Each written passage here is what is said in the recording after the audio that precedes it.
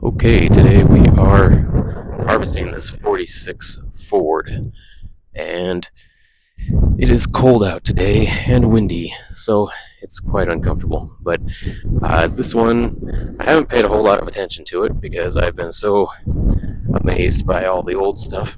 But this one is actually in pretty good shape, and unfortunately, the door is locked, and I do not have a key for this one. So that's all you get of the interior. Steering wheel's cracked, but all there compared to the others. It's actually pretty nice inside. Sealed up pretty well, but I'm gonna have to figure out a way how to get in here. The body wise, a little bit of a bend in that edge on the fender, but the rest of it is in pretty good shape. The hood on this side looks pretty good. Door is still in really good shape. The box, okay, the running board's got, drove over something. The box and the fender on this side looking pretty good. Even the tailgate is pretty good shape. A little tear on the left there, nothing that can't be repaired.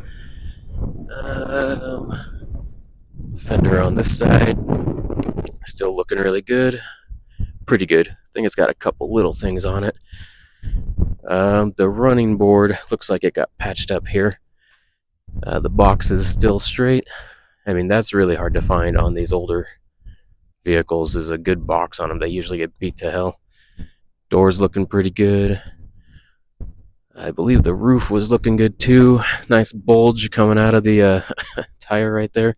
This fender's been banged on a little bit. You can see the dents there. They popped out a dent or something, but this is the worst part of the whole truck, honestly. It's front of it looks like it got banged up too, but grille's pretty good. A couple of those are a little bent. Well, a lot of them are a little bent, but that's not unexpected, and can be straightened. That bumper's still looking pretty good too. Let's see what the engine looks like. Okay, that's the engine. Looks like the spark plugs were taken out. That's not a good sign. And the head's off of this side, so that's not a good sign either, man. Those are some small pistons in that, but it's a flathead.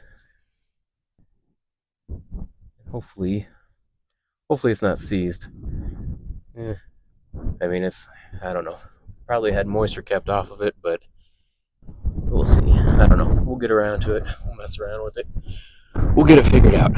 Anyway, looking pretty good, other than the engine and that one fender, honestly. Oh, hey. You know what? This actually looks like my 37, but it might be a little bit bigger. I don't know. I'll figure that out later, too. Okay. It's really cold with that wind blowing, so I'm going to get this loaded up as quick as I can, and we'll go over anything else that I go put on there. Okay, we got it on without any problems at all, actually. The wheel is a little not straight, directional wise, just because the steering and the flat tires and stuff, so I had to keep readjusting it. But only thing, I've got an oil leak, and I'm not sure why I didn't touch the oil pan.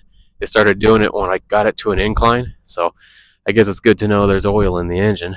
I grabbed a couple engines that he had laying around, got this one on here, decided to grab this Lloyd with all the crap in it.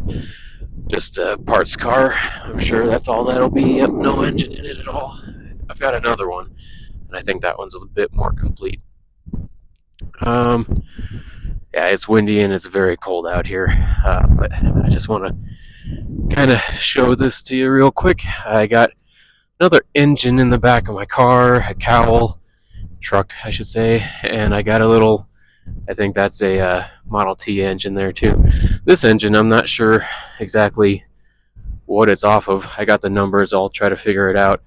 It's definitely older. Looking at the starter there, there's a distributor which I smashed getting on here, so that sucks. But yeah, it's got almost all the other parts to it, so that's pretty nice. If it's not seized, I haven't even bothered to mess with it yet. I am just cold and I want to get going. So anyway, stick around for the next one. I've got about another 25 cars I think I got to get out of here.